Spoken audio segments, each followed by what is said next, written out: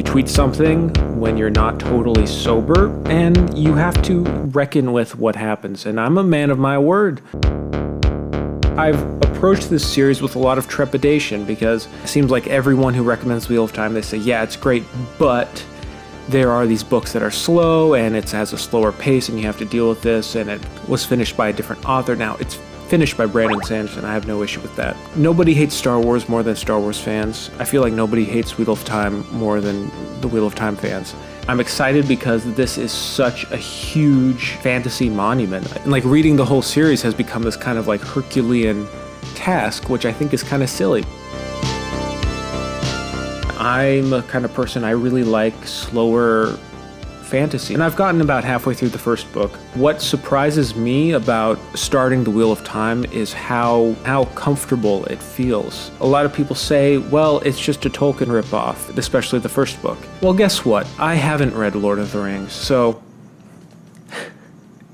I can just enjoy it. I started reading The Eye of the World and I went, oh, okay, I get it. Even just like the slow scenes at the beginning, walking around with these characters preparing for a festival, in some ways is more fun than some of the action scenes. Feeling, the senses, the sensory details, it's very immersive.